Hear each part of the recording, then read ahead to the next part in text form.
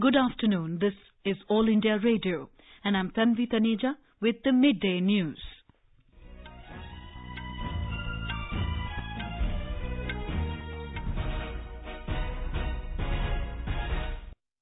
The headlines. Finance Minister Arun Jaitley says demonetization, a key decision to formalize the economy, promote financial inclusion. BJP releases third list of candidates for Madhya Pradesh Assembly elections. Election Commission orders that expenses on publicizing information about criminal cases against a candidate will be counted as poll expenditure. Afghan forces killed 16 Taliban rebels in Baghlan province. And US President Trump removes Attorney General Jeff Sessions.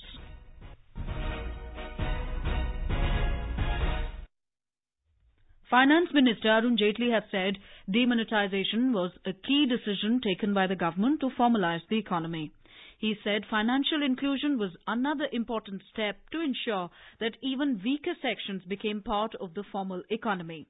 In a Facebook post today on the completion of the 2 years of demonetization, Mr. Jaitley said demonetization compelled holders of cash to deposit the same in the banks. He said the enormity of cash deposited and identified with the owner resulted in 17,42,000 suspected account holders from whom the response has been received online through the non-invasive method. He said a lot of money was diverted to the mutual funds for further investments, which became a part of the formal system. The finance minister said demonetization and implementation of GST curbed cash transactions in a big way. This formalization of economy has led to the increase in taxpayer base from 64 lakh taxpayers in the pre-GST regime to 1 crore 20 lakh in the post-GST regime. The minister said the impact of demonetization has been felt on collection of personal income tax. Its collections were higher in financial year 2018-19 till 31st of October 2018 compared to previous year by over 20%. He said even in the corporate tax, the collections are over 19% higher. Mr. Jaitley said in 2017-18, the tax returns filed reached 6 crore 86 lakh, an increase of 25% over the previous year. The finance minister said the government has used the resources for better infrastructure creation, social sector and for rural India. He said, we enacted the black money law. We started prosecuting names of people with accounts abroad which were known to us, making assessments against them. Thereafter, we had a drive for people to declare whatever was the undeclared income that they had. And therefore, on payment under a higher tax, they could legitimize it. This was trying to encourage people in the first phase to get into the taxation. Former Prime Minister Dr. Manmohan Singh today said that demonetization impacted every single person regardless of age, gender, religion, occupation or creed. In a statement he said, small and medium businesses that are the cornerstone of India's economy are yet to recover from the shock of demonetization. This has had a direct impact on employment as the economy continues to struggle to create enough new jobs for the youth. In Madhya Pradesh, the BJP released a third list of 32 candidates today. The most prominent names in the list are Krishna Gaur from Govindpura seat and Akash Vijayvargiya from Indore 1 seat.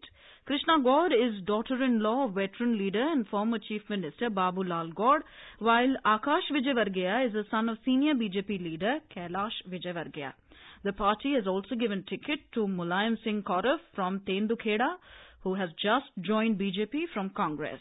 Minister Ajay Bishnoi also filed from Patan seat.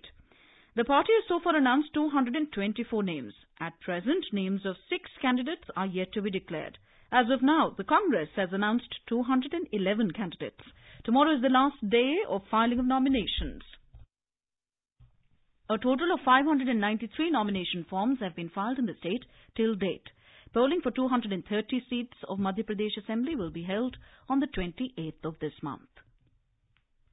In poll-bound Chhattisgarh, the Election Commission will monitor the activities of various teams deployed for the polling process through CTOPS, a tracking of polling process software. The Chief Electoral Officer, Subrat Sahu, said that the tracking of electoral parties could be done through this app. इसके माध्यम से राज्य में प्रथम बार मतदान सामग्री वितरण केंद्र से मतदान दलों की रवानगी से लेकर मतदान पश्चात संग्रहण केंद्र में मतदान सामग्री जमा करने तक की संपूर्ण कार्यवाही की लाइव मॉनिटरिंग करने के उद्देश्य से इसको जारी किया गया है। मॉनिटरिंग अधिकारी उपरोक्त सभी गतिविधियों को अपने डैशबोर्ड पर रियल टाइम स्टेटस पर देख सकेंगे। किसी निश्चित समय में मतदान की स्थिति की भी रिपोर्ट इसके जरिए प्राप्त कर सकते हैं। The Election Commission has decided to send a high-level team to Mizoram tomorrow to hold further discussions with the state government officials and leaders of the NGO Coordination Committee. The team will be headed by Deputy Chief Election Commissioner Sudeep Jain.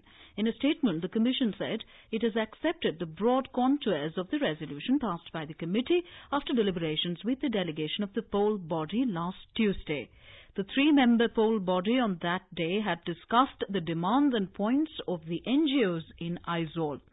Talking to AIR News, Chief Election Commissioner O.P. Rawat said, इस team में deputy election commissioner Sudeep Jain होंगे, एक additional CEO जो वहाँ पे मिजोरम में ही है वो होंगी, और जो हमारे सीईओ झारखंड ऑलरेडी वहाँ सियांग पे गए हुए थे वो भी होंगे। ये तीनों लोग वहाँ पे एनजीओ कोऑर्डिनेशन कमेटी से डिस्कशन करेंगे ताकि उनकी जो भी भ्रांतियां हों वो और दूर हो जाएं, और जैसे मिजोरम में हमेशा की तरह बिल्कुल पीसफुल इलेक्शन होते रहे, उसी तरह के इलेक्शन इस बार भी हो पाए। The assembly elections in Mizoram will be held in a single phase on the 28th of this month. The last date of nominations is tomorrow. Meanwhile, the NGO Coordination Committee, led by Young Mizo Association, has called off its two-day protest last evening. The committee was protesting against the removal of the Principal Secretary Home, L. Chuango. It was also demanding removal of Chief Electoral Officer S.B. Shashank. The contentious issue was on facilitating voting for Mizoram's Bru tribe refugees living in Tripura for the upcoming assembly elections. Meanwhile, the Election Commission has said that the costs incurred on publicizing information about the criminal cases against a candidate will be counted as part of his or her poll expenditure following the Supreme Court directive. The expenses will be borne by the candidate and the political parties. There is no limit on the party election expenditure for assembly polls. The cap on expenses by the candidates is between 20 to 28 lakh rupees.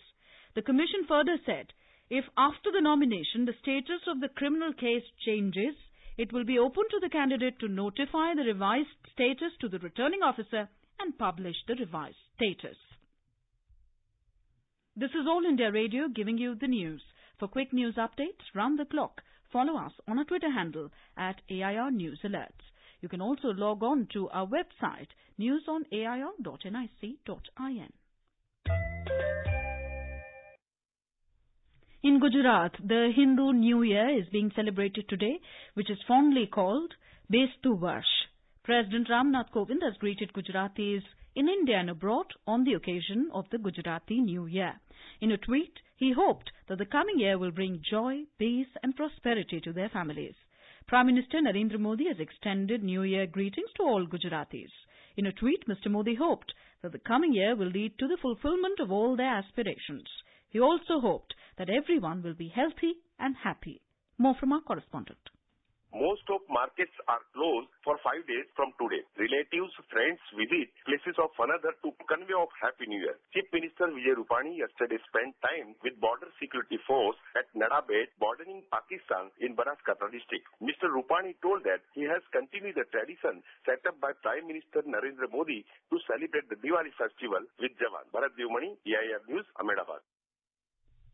Prime Minister Narendra Modi today called on the Vice President, Mr. M. Venkaiah Naidu. Mr. Modi greeted Mr. Naidu for the festive season.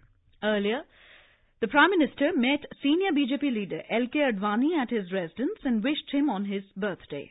Mr. Modi said Mr. Advani's contribution towards India's development is monumental. He said his ministerial tenures are applauded for futuristic decision-making and people-friendly policies.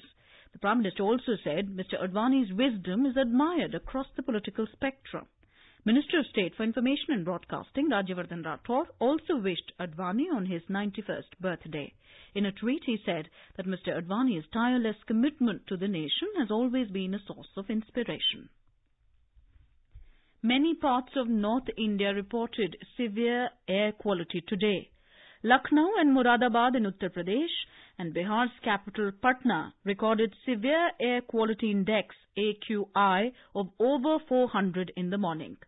Delhi, Agra, Ghaziabad and Faridabad also had air quality index in very poor category. According to Central Pollution Control Board, air quality index was recorded at 361 at noon in Delhi.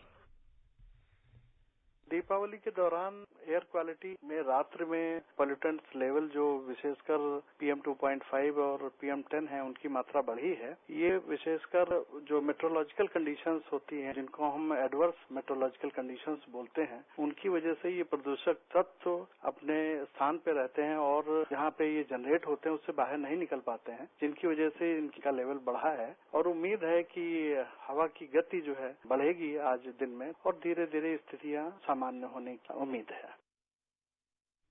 This was Central Pollution Control Board scientist V.K. Shukla talking to AIR News.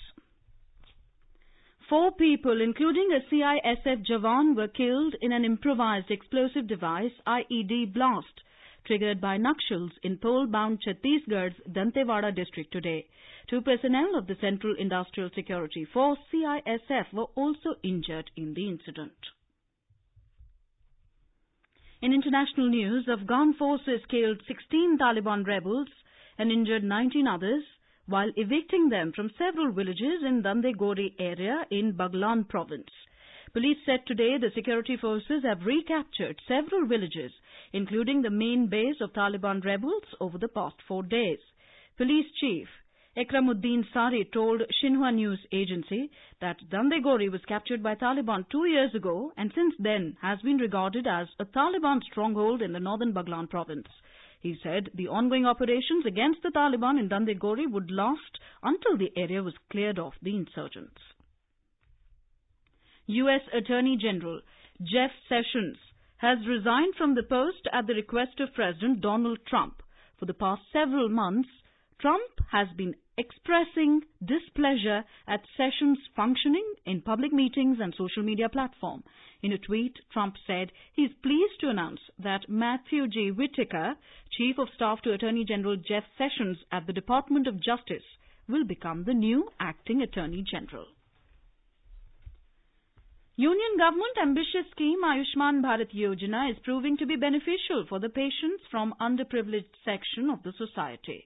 In Himachal Pradesh, large number of government and private hospitals have been selected under this scheme where hundreds of patients are being registered for their treatment. A ground report from our Shimla correspondent.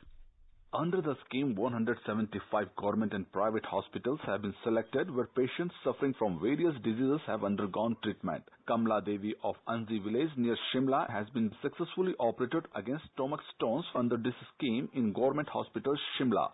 गरीब आदमी इलाज नहीं कर सकते उनके लिए card जरूरी बनाना है कहीं हॉस्पिटल में जाओ तो फ्री इलाज हो जाता है अच्छी योजना मानती हूँ सरकार की Chief Medical Officer of Shimla District, Dr. Neeraj Mittal, stated that more than 200 patients have been treated under this scheme in Shimla District so far. योजना में जो हमारे जितने भी लाभार्थी हैं उनको 5 लाख का प्रति वर्ष उसका बेनिफिट दिया जाता है तो शिमला में हमारे 22 हॉस्पिटल जो है वो इसके लिए चिन्हित है. A target to provide benefits to more than 22 lakh people of the state have been set under this scheme. Sanjeev Sundaryal, AIR News, Shimla. Goods and Services Tax GST has helped in bringing many of the micro, small and medium enterprises, MSMEs, to the formal sector which were earlier in the informal economy. In an exclusive interview to All India Radio, Secretary MSME Arun Kumar Panda said MSME is the biggest employment generator in the country. The full interview can be heard on the FM Gold channel of AIR tonight at 9:30 p.m. And now before we close, the headlines once again. Finance Minister Arun Jaitley says demonetization a key decision to formalize the economy, promote financial inclusion. BJP releases third list of candidates for Madhya Pradesh Assembly elections. Election Commission orders that expenses on publicizing information about criminal cases against a candidate will be counted as poll expenditure. Afghan forces killed 16 Taliban rebels in Baghlan province. And US President Trump removes Attorney General Jeff Sessions. With that, we end the Midday News.